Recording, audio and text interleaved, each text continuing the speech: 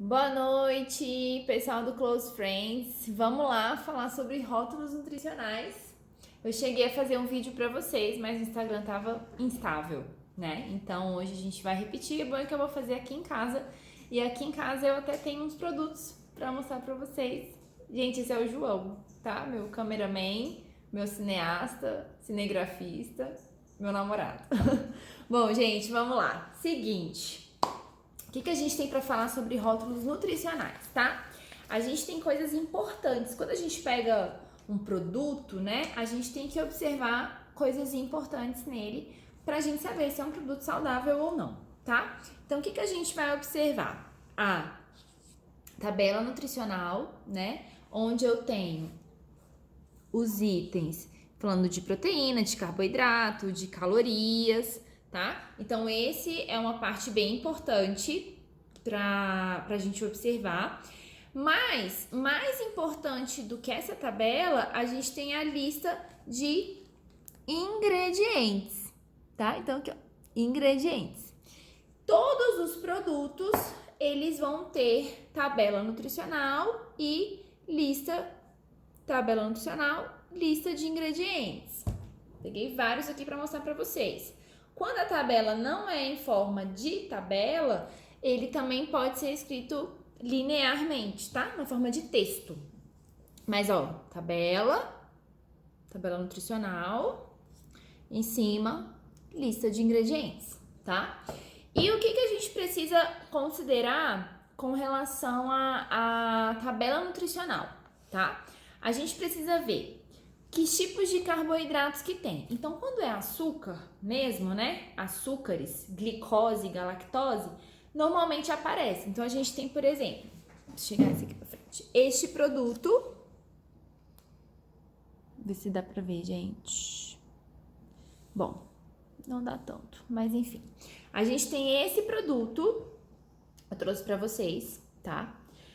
E ele pega os carboidratos e divide em açúcares, glicose, galactose e lactose. Então, ele dá pra gente todos os tipos de carboidrato. A gente sabe que a glicose, os açúcares, né?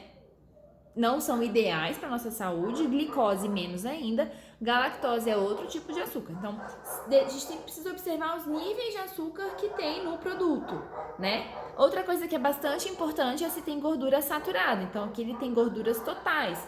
Todos os produtos, gente, ó, vamos pegar outro aqui. Eu trouxe a aveia em flocos, tá? Todos os produtos, eles vão ter o carboidrato. Se for açúcar, vai aparecer embaixo. Poxa, é uma pena que não dá pra ver daí, tá? E as gorduras também é importante. E eles vêm assim, com o escrito gordura trans. Então, a gente também precisa observar se tem gordura trans nos produtos. Muitos deles já vêm, tá bom?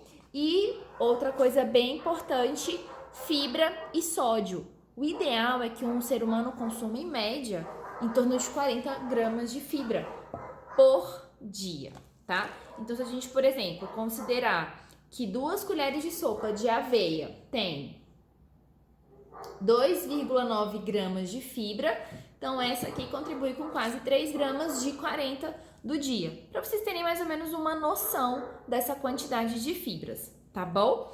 Então esses componentes são os mais importantes: açúcares, proteína. Se a sua dieta tiver bastante foco em proteína, é legal você saber também. O tipo de gordura, gordura saturada, gordura trans, que são gorduras que não têm um valor nutricional interessante, a fibra e o teor de sódio, tá? O teor de sódio, ó, por exemplo, a aveia é 0. Então, a gente precisa observar o mínimo possível. Quando a gente pega esse ketchup rústico, é um ketchup diferentão, trouxe ele lá de São Paulo, ele tem em 1 colher de sopa, isso é uma outra coisa bem importante, gente, é a medida caseira, tá? Então, não é o vidro inteiro que vai ter 44 miligramas. É 1 colher de sopa tem 44 miligramas, tá? De sódio. Então, quanto mais baixo, melhor, tá? Combinado assim. Então, essas são as coisas mais interessantes pra gente observar na tabela nutricional. Quando desenvolve um produto, quando uma empresa desenvolve um produto, ela tem itens obrigatórios no rótulo, né? Então, vou pegar outro produto aqui. Então, a gente tem, por exemplo, esse produto, manteiga, tá? Então, o que são os itens obrigatórios? Ingredientes. Então, essa manteiga tem creme de leite e sal. Essa é a manteiga que normalmente eu compro, porque ela não tem corante nenhum. Elas são 2 ingredientes, lista bem sucinta, não tem aditivo químico, não tem conservante, não tem corante, tá? Ela é creme de leite e sal apenas, é a manteiga mais pura e simples, tá? Então, os ingredientes é um item que é obrigatório, a origem, a procedência, né? Então, essa aqui, por exemplo, vamos ver a procedência. Produzido por Itambé Alimentos. Então, você já sabe que vem lá de Goiânia, né? Produzido pela Itambé. A validade do produto, obviamente, né? A quantidade, então tem aqui a quantidade. E o lote, que vem embaixo, esse Lzinho aqui, que caso o alimento venha estragado, você entre em contato com a marca, você informa o lote, eles são obrigados a suspender a venda daquele lote. E toda a informação nutricional. Então, aqui a tabela e os ingredientes, igual a gente falou, tá? Existem algumas coisas que são proibidas de ter nos rótulos. Então, por exemplo, nenhuma informação pode induzir o consumidor ao erro, né? Então, se a gente, por exemplo, colocar que esta geleia de amora, ela vai melhorar a hipertensão daquele paciente. É uma informação equivocada porque a amora sozinha não tem esse poder, né? Mas ela pode contribuir dentro de um contexto de alimentação saudável, por exemplo, tá? Um alimento, ele não pode ter propriedades que não possuam, né? Então, o que significa isso? Por exemplo, esse whey, ele é livre de... Não, whey é ruim a ideia, deixa eu pensar em... Assim, óleos. Tem assim, óleos livres de colesterol. Gente, não tem como. Todo óleo tem colesterol, entendeu? É mais ou menos assim. Então, isso também é uma informação proibida, não é legal. E informar que aquele produto tem propriedades medicinais ou terapêuticas, né? Então, também não pode, isso é proibido, tá bom? E em breve tá saindo uma nova regulação da Anvisa para essa questão de rótulos, tá? Então vai rapidão, já deve mudar alguma coisa por aí. E aí a gente tem tudo que for aditivo alimentar, né? O que são os aditivos alimentares? A gente tem os acidulantes, os agentes de firmeza, e tem escrito isso lá, tá, gente? Naquela lista de ingredientes que eu mostrei para vocês.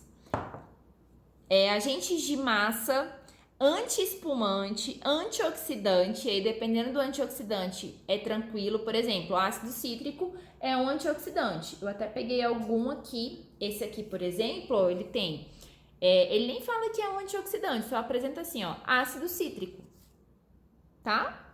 Ácido cítrico vem da vitamina C, então é um antioxidante que você encontra na natureza, né? Igual o ácido ascórbico, por exemplo. Então é um antioxidante mais tranquilo, digamos assim, de trabalhar. Antiumectante, conservador. A maioria dos produtos vai ter conservador, sorbato de potássio, tá? Ou fosfato de potássico. Tem um outro aqui que eu achei que tinha um conservador também, que eu queria mostrar pra vocês. Espera aí.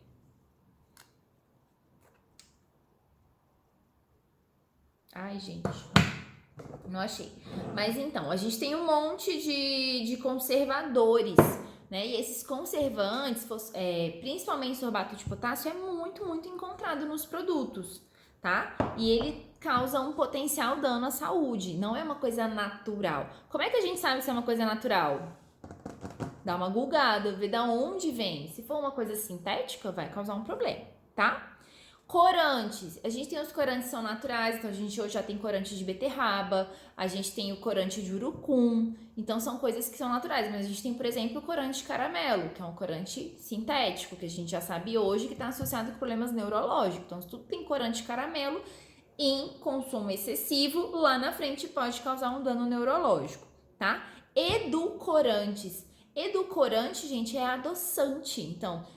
adoçante ciclamato, sacarina, estévia, tá? E a gente sabe que os adoçantes, eles têm um potencial de desencadear diabetes, de piorar o perfil da microbiota intestinal, piorando o perfil de bactérias do intestino, tá? Então, nenhum tipo de adoçante vai ser benéfico, vai trazer algum benefício para a saúde. Todos eles vão trazer algum problema. A sucralose, por exemplo, que ela é a base de cloro, ela vai causar um probleminha lá na tireoide. Então, todos os adoçantes vão ter uma repercussão. O xilitol é um adoçante também. A gente já sabe que o xilitol causa muita distensão abdominal também. Ele muda todo o perfil microbiano intestinal. Beleza? A gente tem os emulsificantes também. Tem alguns que são naturais, tem outros que não. Os espumantes, os estabilizantes. Estabilizante em geral, gente, é tudo químico, tudo vai desencadear um processo, uma sobrecarga hepática. Realçador de sabor, a gente tem o glutamato monossódico, principalmente, que está presente no shoyu, no molho inglês, no sazon, no caldo quinó, no meu tempero, meu arroz, meu feijão, meu não sei o que lá. Tudo isso que é para realçar o sabor, que o sabor é muito pronunciado, geralmente tem glutamato monossódico. E o glutamato monossódico atualmente é um aditivo super bem descrito na literatura com problemas neurológicos, tá bom? Desencadeando Parkinson, Alzheimer, perda neuronal, problemas de memória, de concentração, alterações de humor. A gente tem reguladores de acidez, melhorador de farinha. Farinhas em geral vão ter melhoradores e são potencialmente tóxicos para nossa saúde.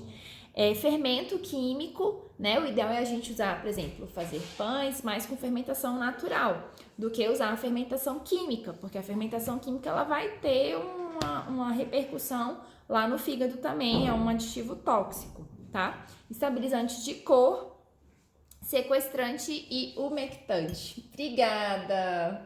Gente, meu sogro é maravilhoso. Olha o que ele acabou de trazer pra mim. Um champanhe, um brinde pra essa aula. Um brinde, minha gente. Tchim, maravilhoso. Joia. Tá? E o que a gente tá colocando dentro do nosso corpo? Diante dessa lista toda de produtos, né? Com todos esses aditivos químicos, a gente está aumentando o nosso risco de câncer, o nosso risco de desenvolver uma alergia alimentar, uma hipersensibilidade alimentar. A gente está correndo o risco de desenvolver outros processos alérgicos de pele, de couro cabeludo, de crises respiratórias, tudo por esse excesso da carga de aditivos químicos. Então, todos os produtos, que a gente escolhe consumir, né? A gente precisa estar sempre atento ao rótulo para ver o que a gente está consumindo de verdade. Ah, tá. Então, esse aqui, por exemplo, é um produto que eu gosto. Eu ia falar dele para vocês no sábado, mas o Instagram não colaborou, tá? Ele tem uma lista super legal, porque ele não tem aditivos químicos sintéticos. Ah, mas como é que eu vou saber? Gente, tem duas formas. Primeiro, Google, o que é aquilo? Segundo, se você tem uma nutricionista, pergunta pra ela, Nutri, o que significa isso? É pra isso que a gente serve, tá? E tem um macete muito interessante. Por exemplo, a gente tem essa geleia, é uma geleia que eu costumo recomendar, né? E essa geleia é o seguinte, ela tem 3 ingredientes apenas. Amora, suco de maçã e pectina da fruta. Acabou. Ela tem amora, que é fruta, ela tem suco da maçã, da própria maçã, porque se tivesse outros ingredientes estava descrito, e ela tem pectina. Pectina é um tipo de fibra que geleifica, tá? Então é uma geleia que só tem 3 ingredientes, ou seja, a carga de corante dela é 0, a carga de estabilizante dela é 0. Logo, esse produto ele vai ter muito mais a agregar para mim de valor nutricional do que me trazer prejuízos. Eu trouxe também aqui uma lata de atum para vocês, tá? Uma dica sobre atum é que prefiram sempre o atum sólido em óleo, tá? O atum sólido em óleo, ele é o ideal para evitar que o seu corpo receba mercúrio na hora de comer. Você abre a lata, despreza o óleo, neste óleo vai estar presente o mercúrio, você está desprezando ele, tá? Então, sim. Todo mundo me pergunta desse tezinho. O que significa esse tezinho, gente? Significa transgenicidade. Infelizmente, os óleos hoje em dia, a maioria deles vem de produtos transgênicos. Não é muito fácil achar atum sem óleo transgênico. Então, a gente elimina uma coisa de cada vez. Vamos eliminar o mercúrio primeiro, depois a gente pensa no transgênico. Se pudesse, você já conhece uma marca que não tenha, melhor, né? Vamos evitar aí o risco. tá, gente? Outro produto que eu trouxe pra vocês, uma outra informação importante, eu trouxe um chocolate. Esse chocolate eu trouxe de São Paulo, é da Italy, não sei se vocês conhecem essa marca, tá? Mas o que eu queria mostrar pra vocês, que esse é um chocolate 70% cacau. Então, quando você pega, você fala, nossa, esse aqui é maravilhoso. Vamos ver a lista? A gente sabe aqui, né, já a tabela nutricional. A tabela nutricional, ela me fala que 1/3 da unidade, ou seja, 25 gramas desse chocolate, não é a barra inteira, vai me dar 14 gramas de carboidrato, 2,5 de proteína, tem gordura saturada, não tem gordura trans, tem 5,6 de fibra e com relação aos ingredientes, ele fala aqui que o meu primeiro ingrediente é açúcar. Ou seja, tudo bem, eu tô comprando um chocolate que é 70% cacau, mas o meu primeiro ingrediente é açúcar? Muito estranho, tá, gente? Por quê? Porque a lista de ingredientes é em ordem decrescente de quantidade. Então, se o primeiro ingrediente é açúcar, quer dizer que este produto tem mais açúcar do que todos os outros, tá? Então, fiquem ligados também com essa informação. Me perguntaram mais especificamente sobre pastas industrializadas, pastas de ricota, pastas de cottage, pastas de queijo, pastas de soja. O que é interessante ver nessas pastas também? Interpretar esse rótulo nutricional e investigar na lista de ingredientes quantos ingredientes tem e quantos daqueles ingredientes são realmente alimentos e quantos são aditivos. Não recomendo uma lista muito grande de aditivos, né? O ideal é que tenha 2 ingredientes, 3 ingredientes. Certo, gente? Então, a gente fica por aqui hoje com a nossa aula sobre rótulos. Eu espero que vocês tenham gostado desse tema.